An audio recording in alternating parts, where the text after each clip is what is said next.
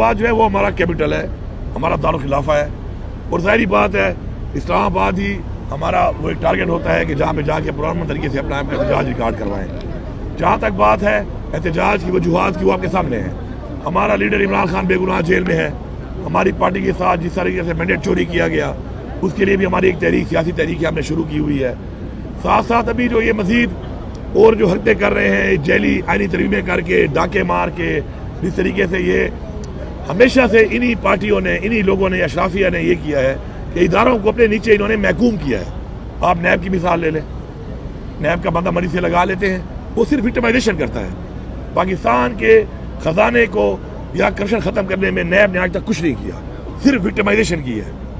اسی طرح جو باقی محکمے ہیں، اسی طریقے سے ادارے ہیں، وہ اس لیے نیچے جا رہے ہیں اور اس لیے نیچے جاتے جا رہے ہیں کہ جو پالیسیز ہیں وہ غلط بنائی جاتی ہیں۔ اشرافیہ اپنے آپ کو پروٹیکٹ کرنے کے لیے اور محکوم کرنے کے لیے اداروں کو کام کرتی ہے۔ اب جس طریقے سے عدلیہ، آزاد عدلیہ، اس کے اوپر اس کو آزاد نہیں چھوڑا گیا، انہوں نے اپنے بینیفٹس کے لیے عدلیہ کو ہی محکوم کر دیا ہے۔ ہم یہ واضح طور پہ بتا رہے ہیں کہ اگر سینئر موسٹ جج کو نہ بنایا گیا چیف جسٹس تو انشاءاللہ ہم تحریک بھی چلائیں گے، ہم اپنا آئینی حق ہے ہمارا، ہم اس کو چلائیں گے۔ باقی جب بات کر رہے ہیں دوبارہ کہ ہم انشاءاللہ دوبارہ جائیں گے، بالکل ہم جائیں گے۔ پہلے عمران خان صاحب کے احکامات تھے کہ ہم نے جا کے ڈی چوک کے اوپر احتجاج ریکارڈ کرنا ہے، ہم وہاں پہ پہنچے، ہم نے بتایا کہ فسطائیت، جبر، زور، ہم پرامن طریقے سے ہم نے احتجاج کرنا تھا۔ انہوں نے ہمارے پہ جبر، فسطائیت، جو کچھ کیا راستے میں پوری قوم نے دیکھا ہے۔ اتنے بڑے بڑے کھڈے، container, bullets, street firing, rubber bullets, 12 bore کے بلیٹس، لوگوں کو زخمی کیا، لیکن جذبے کو کوئی نہیں ہرا سکتا، جذبے کو کوئی شکست نہیں دے سکتا۔ ہم نے کیا، ہم نے بتایا کہ ہم آ سکتے ہیں، اور ہم نے یہ بھی بتایا کہ ہم پرامن ہیں۔ ہم آگے نہیں گئے اور ہم نے وہ نہیں کیا جس سے کہ نقصان ہو کسی بھی طرف، کیونکہ اس طرف بھی ہمارے بچے ہیں، ان کو پروٹیکٹ کرنا ہمارا فرض ہے۔ اس طرف بھی چاہے پولیس ہے، چاہے رینجر ہے، چاہے آرمی ہے، وہ بھی ہمارے لوگ ہیں، ہماری قوم کے بچے ہیں۔ لیکن ان کو یہ سوچنا چاہیے فیصلہ سازوں کو کہ یہ اس طریقے سے جو حکومت کی مشینری کو، حکومت کے اداروں کو، حکومت کی فورسز کو جتنے لوگوں پہ استعمال کر رہے ہیں، کیا ان کو یہ زیب دیتا ہے؟ یا کیا پاکستان کے آئین میں گنجائش ہے اس کی؟ تو اگر یہ آئین کو توڑیں گے بار بار، یہ بار بار اس طریقے سے جبر کر کے سمجھتے ہیں پیچھے ہٹ جائیں گے، پیچھے نہیں ہٹیں گے انشاءاللہ۔ اس دفعہ جو پلان ہو رہا ہے اور جو پلان میں کر رہا ہوں انشاءاللہ، تو پاکستان کے ہر کونے سے، آزاد کشمیر سے اور گلگت بلتستان سے، ہر جگہ سے لوگ نکلیں گے، اور جہاں تک وہ پہنچ سکتے ہیں، جتنا بھی وہ مقابلہ کر کے جہاں تک آگے آ سکتے ہیں وہ آتے جائیں گے، اور جہاں پر بھی رکاوٹ ایسی ہوگی کہ نہیں ٹوٹ سکتی اس کا وہ مقابلہ کرتے رہیں گے، پیچھے سے اور لوگ آتے رہیں گے۔ انشاءاللہ پورے پاکستان کو ہم بلاک کریں گے۔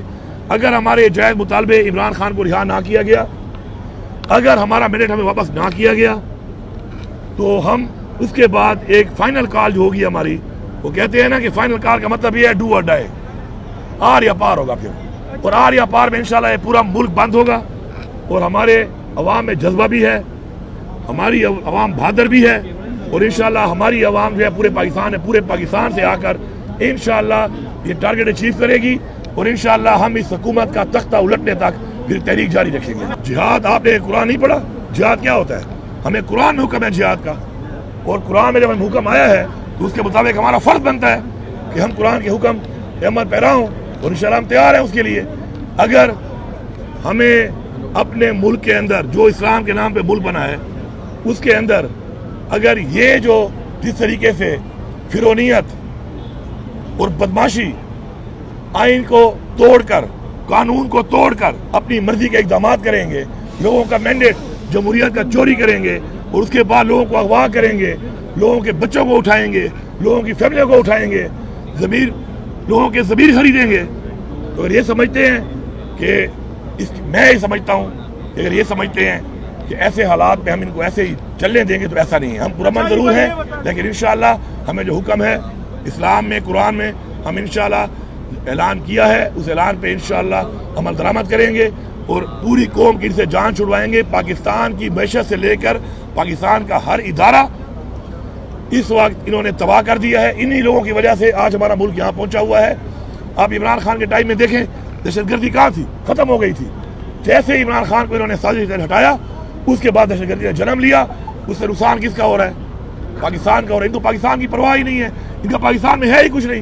سارا پیسہ ان کا باہر پڑا ہے, انہوں نے بھاگ جانا ہے. ایک یہاں پہ ملک پہ رواج بنا ہوا ہے, مال لوٹو اور باہر نکل جاؤ. لیکن ہم نے یہاں پہ رہنا ہے, ہمارے بچوں نے یہاں پہ رہنا ہے. ہمارا لیڈر عمران خان جو ہے وہ کہتا ہے کہ میں پاکستان میں ہی رہوں گا اور پاکستان ہی ہمارا سب کچھ ہے. تو ہم اس پاکستان کے اوپر کمپرومائز نہیں کریں گے. انشاءاللہ ہم حلب تک جائیں گے, ہمیں جانے بھی دینے پڑے انشاءاللہ ہم جانے دیں گے.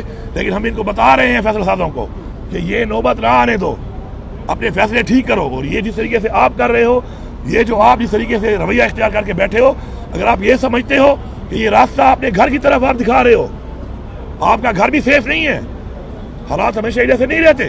ایسی روایات, ایسے حرکات کر کے آپ جو راستہ دکھا رہے ہو تو یہ راستہ آپ کے گھر کو بھی جاتا ہے, آپ یاد رکھیں.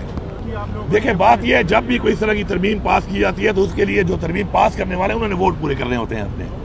انہوں نے 2/3 اپنا پورا کرنا تھا.